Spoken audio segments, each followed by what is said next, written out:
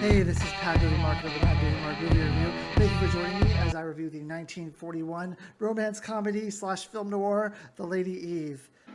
This is very embarrassing.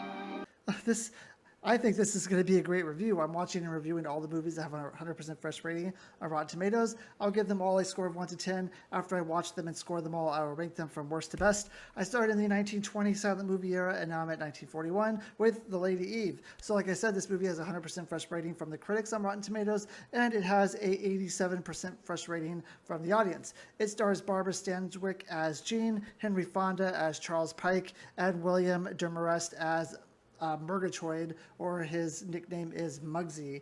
Heavens to Murgatroyd! So this isn't the last movie or the first movie that we've seen with Henry Fonda. Everything we've seen him in so far has been definitely a home run, and it won't be the last movie we see with him for sure, because we still have the big movie 12 Angry Men. But anyway, when we first open this movie, we are introduced to Charles Pike. He is the heir to a wealthy ale company, which is like a alcohol company.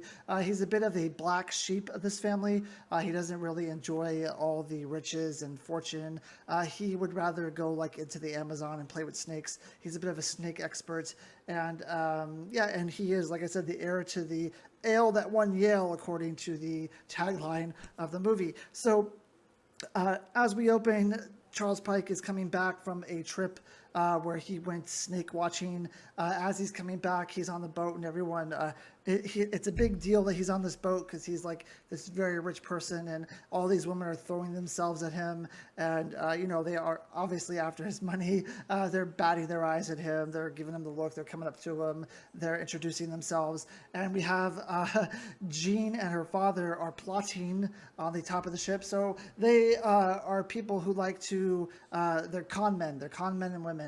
They are card sharps, according to the movie. And what they do is her plan is to get to know Charles Pike, to kind of make him fall in love with her. And then they're going to basically take him for all of his money. He's going to trust her father, and her father is going to continuously play cards with him and beat him and continuously take more and more money from him until they've drained him dry. Gee, I hope he's rich. I hope he thinks he's a wizard at cards. From your lips to the ear of the Almighty. And I hope he's got a big fat wife so I don't have to dance in the moonlight with him. I don't know why it is, but a sucker always steps on your feet. A mug is a mug in everything. So her approach is, she notices when she's at dinner, Charles Pike is kind of sitting across from her, and she sees all these women who are throwing themselves at him, and he doesn't really care. He doesn't bother with any of them. He doesn't have any interest in any of these women. He's, like I said, he's very shy. And then when he gets up from his table, she trips him. And when she trips him, she says, "Hey, buddy, what are you doing? Watch where you're going." And he says, "Oh, I'm very sorry. I didn't mean to trip you. Gosh, golly, gee, what have I done?" And she's like, "That's okay, but you're going to take me to my place and we're going to pick out some new shoes." And he says, "Oh, yes, of course, ma'am. Gosh, golly, gee." Very sorry, sir.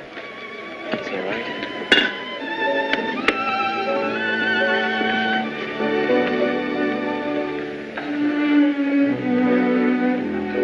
Why don't you look where you're going? Why don't I look? Look what you did to my shoe. You knocked the heel off. Oh, I did? Well, I'm certainly sorry. And so they end up going to her place, and they sit down, they start talking.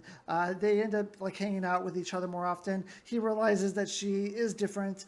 She's not like coddling over him. She's not like drooling over him, and he's kind of entranced by her and who she is and what she is. She says that she's also from a rich family and money is of no option. So he ends up playing cards with her father, and he ends up winning. But this is all part of the game. The father lets him win, so later on he can come and say, "Man, you took all my money, so let's play again, double or nothing." So this goes on for a little while, but eventually she actually starts falling for him, like actually falling in love with him to where she no longer wants to play this game with him. She feels that he is about to propose to her, even though it's been a short, they haven't known each other that long. She believes that he is going to propose. But then you have Muggsy, who's kind of wise to who she is.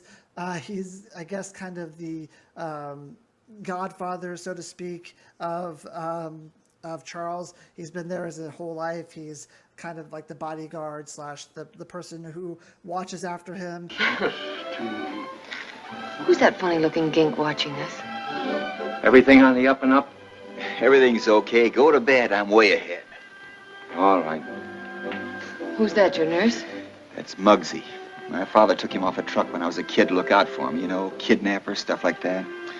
He's been sort of a bodyguard, governess, and a very bad valet ever since. He saved my life once. Oh. And he thinks that she's no good. I believe she says that, like, the dame's not on the level, I'm telling you. You know, he talks like that, where he has this fast talky type of thing where he says dame a lot and not on the level and, you know, those type of old-timey words. But Charles says, you don't know what you're talking about. This is a great girl. Like, her family's rich, and she's rich, and she loves me. And, you know, this is going to be different than all the other women. So she tells her father, like, oh, I actually am in love with him, and I don't want you to take him for his money anymore. And I actually can see a life with him. You can come live with us. We can go straight. We don't have to play this con game anymore. And, you know, we can have the life that we should have instead of constantly doing this. We can finally retire, and we don't have to constantly be, you know, taking people for the money. I think he's going to ask me to marry him. No. No. Yes. But that's wonderful, Jean. No wonder you are blushing. And that fortunate young man. Fortunate indeed. Can't you hear his pulses pounding? His ears must be ringing like telephone bells. His hands are clammy with excitement. You won't know an ace from a deuce. You weren't thinking of taking him, Harry. Well, what were you thinking of? I don't think you understand, either of you. This is on the up and up. I think I'm in love with the poor fish. And he at first says, what are you doing? Like, this is the greatest score we could ever have. This guy's rich, and I can keep taking him for his money. And she says, no, please don't do that. And he says, okay, fine, you know, you're my daughter. If you don't want me to take him for his money anymore, I won't. I want you to be happy. So Charles and Jean are supposed to meet for, I guess for lunch or for dinner one day.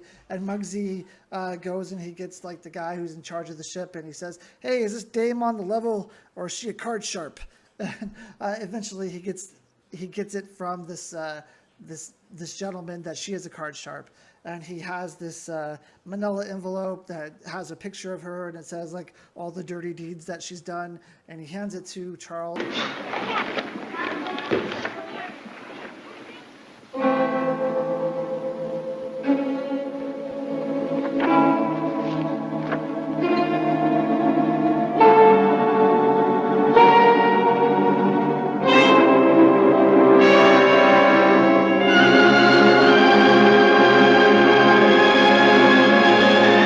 Charles looks at it, and I automatically, like, his face is white. It's completely flushed because he can't believe that this is happening. He thought that this girl really loved him, but now he thinks that she is only after his money, which of course she was at first, but she's not anymore. But he doesn't know that. So when she confronts him when they're supposed to meet, he kind of hands her the picture, and she says, "That's not me anymore. Like, that used to be me. This is what I was going to do, but now I love you. You have to believe me. Like, I really want this to be a thing. I want us to be married." And he basically makes it seem like he was playing her because he actually took a lot of money from her father, and he never had to pay any of it back. So now he is acting like he was actually swindling them, and she gets really upset, and she leaves. So some time has passed, and he's back with his parents, and she decides that she's going to pull a trick on him. She is going to pretend like she is from England, and she's going to go to the Charles estate. One of her friends has been conning, like, been trying to get in with the Charleses, and he's kind of been playing this con game with them as well. So he knows them, and he's going to get her into this house, and she's going to pretend like she doesn't know Charles, and she's going to make Charles fall in love with him, and then she's going to play the biggest con of them all. So she ends up talking to him, and she says, "Hey, you look like you've seen a ghost.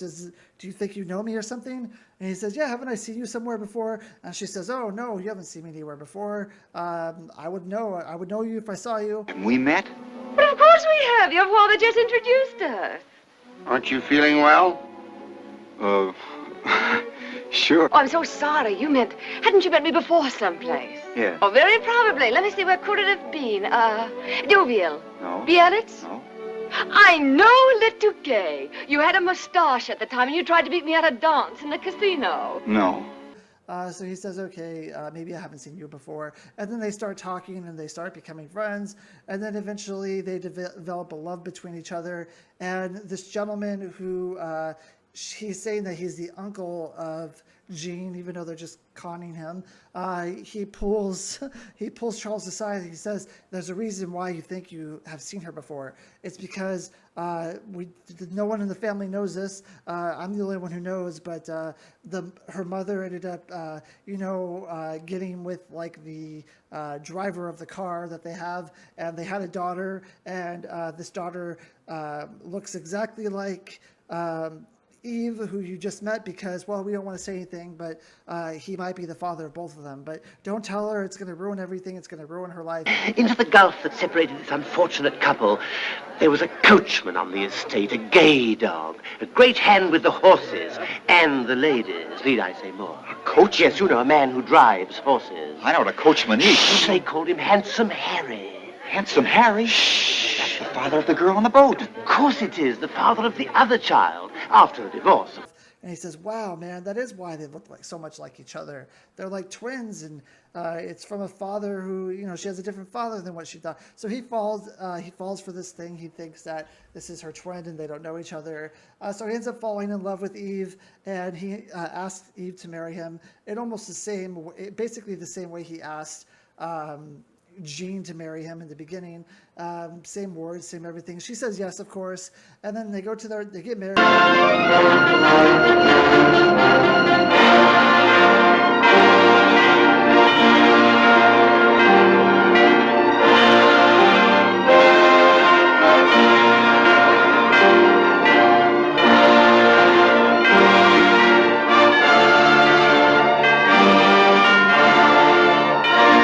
And they go to their honeymoon, and they're on a train. They're taking a train to their honeymoon.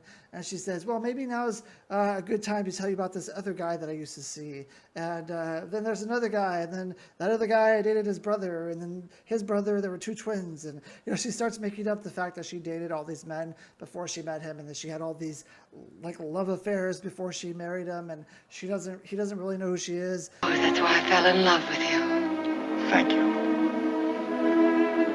I wonder if now would be the time to tell you about Herman. Herman? Who was Herman? Vernon? I thought you said Herman. Vernon was Herman's friend.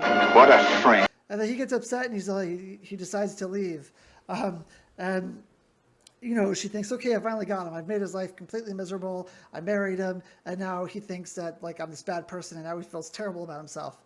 So her father calls, and he says, since you guys are married and you guys are getting divorced, I want half of what you own. And her father says, this is finally it. This is our big score.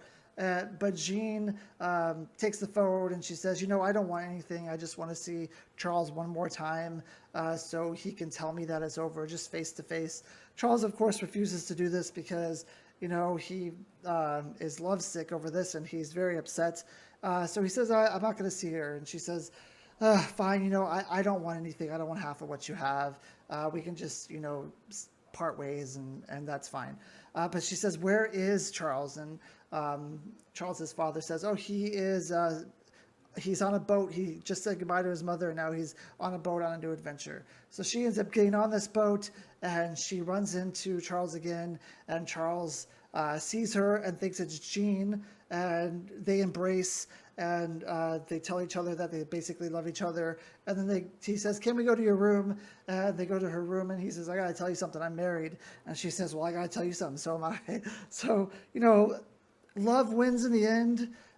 They both fell in love with each other, and even though all they went through, they still loved each other, and they still were married, and they still became a couple, and it happily ever after. So this is my second time watching this movie, and the first time I watched it for a Film Pigeons podcast that I used to be on. years ago. Oh, this is probably, I don't know, 10 something years ago that I was on this podcast with two of my friends. And I don't know, I absolutely hated this movie when I saw it the first time. And I gave it a very low score. And unfortunately, none of those audio clips are available anymore.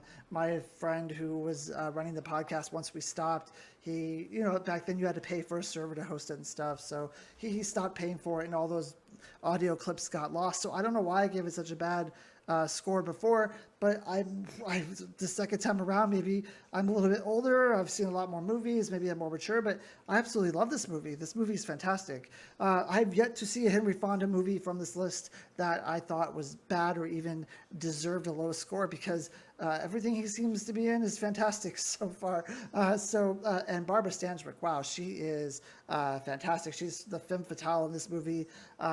There's a scene where she's like playing the loving, doting person who's in love with him, and then at the same token, a few minutes later, she's stabbing him in the back, and she's like this villainous woman, and it's just great the way she switches roles and the way she switches the way she's acting. It's fantastic. I don't know if I could have picked a better female role for this, honestly, because she just shines in this role. And like I said, Henry Fonda is great. The story is fantastic also. I feel like I've seen similar renditions of the story, but not done exactly like this. And the way she's able to just put on an English accent at the end, I thought was fantastic too.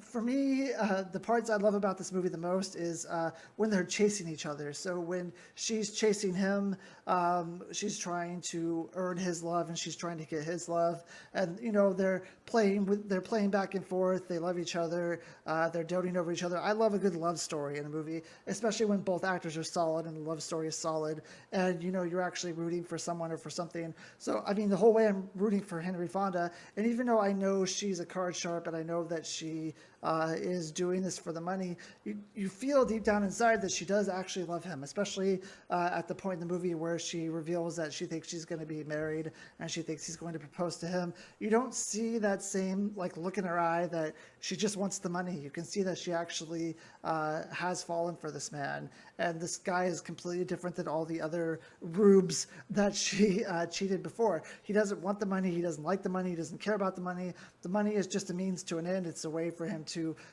pay for expeditions that he goes on to. But he's not like this money grubbing person that maybe she had met before, that it's really fun to cheat him out of his money. He is not so fun to cheat out of his money because he doesn't care about it. And I think that is one reason why she falls in love with him, because he is so much different than all the other men she had met before. And that's the reason why he falls in love with her, because she's that's the same type of person who's drooling over him. She actually has a backbone, and she is able to stand up for herself, and she has her own opinions and her own thoughts, and she acts like she doesn't care about his money as well. So the fact that neither one of them act like they care about the money is what brings them together. That's at least my opinion. And I think they both do a beautiful job of this. And in the middle of the movie, where she kind of flips it on her head, I can't say that I understand a lot of what her motives are here.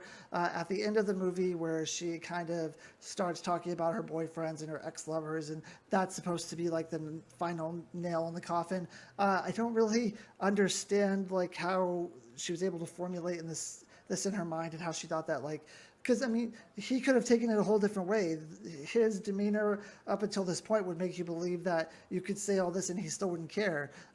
Somehow she knew deep down inside that he would care and that this would be a problem. Maybe it's just a tale of the times, I don't know. But I really thought the first guy she mentioned, he's acted like, oh, I don't care, that's fine, let's just not talk about it anymore. I really thought he was just kind of brush all these guys off. And, he was just going to say, well, we're together now, so it doesn't matter the kind of life that you had before. But he really does say, okay, this is what's going to end it. I don't know how she knew that, but she did. Maybe she was with him all this time. That's how she knew that. So, that would be my only issue with the movie. But the whole thing where she becomes British and she has like a British accent and she's playing him again. She is so good at playing him. Like she knows exactly which buttons to push. She knows exactly what he's going to believe and what he's not going to believe. And she is just really good at what she's doing. Like very good at what she's doing. Much better than anything he's doing. So she really carries this movie. She carries the motive in this movie. She carries the action in this movie. She carries basically everything in this movie. He's kind of reactionary, mostly for what he's doing. But yeah, she is the star of this movie. She's fantastic. I never thought, I thought it would be hard to have Henry Fonda in a movie and be like, he's not like the focus of the movie. I'm not focusing on what he's doing. I'm focusing on what she's doing. And that is a testament to how good she is. I don't think I've seen her in a lot of movies, Barbara Stanwyck, but I'm assuming she must have been a big star back then, because in order to like, be a better actor than Henry Fonda in a movie and to capture everyone's heart and to like actually steal the scene from Henry Fonda has to be incredibly hard. But she does it with ease, and I just can't praise her more than I am. I mean, she is just perfect for this role. I don't think she won Best Actress for this, but she definitely should have. She is just amazing. And Muggsy is also great. He's the comic relief in this movie, and he's got a lot of funny lines. So he thinks the whole time that the girl with a British accent is Jean, and he's like hiding in different places, and he's popping out of places, and he's trying to listen to what's going on. And at the end of the movie, where they go into the room and they embrace and they start like start kissing each other, and they say they're both married. He comes out of the room, he says, "That's the same dame." And it's like hilarious because he's still trying to figure out in his head, even though everyone else has figured it out. He's still trying to figure out in his head. But he's a great comic relief for this movie. This movie has a bit of everything you would want. It has a love story. It has a comic relief. A comic relief who's not an alcoholic, so we are out of the 1930s, everyone. Just to let everyone know, we are out of the 1930s and 1940. The comic relief is no longer an alcoholic, at least for now. Yeah, I was pleasantly surprised, and to be honest, I don't know why I gave this movie such a bad rating when I did the Film Pigeons podcast, but I wish I could go back and take it back and, give this movie what it deserves. But I can't. So all I can do now is, give this movie a 9. I think it deserves a 9 out of 10. Like I said, her motive, what she did with the British thing, even though it's fantastic and she's way outplaying Henry Fonda, I still don't understand it all the way. But this movie is great. To say anything else would be a disservice to it. It's a fantastic movie, fantastic acting, great story, great comic relief. Like I said, it's a 9 out of 10.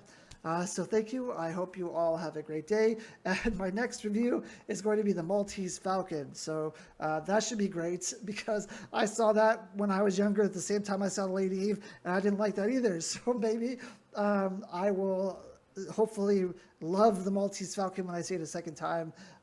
Thank you. I hope you have a great day.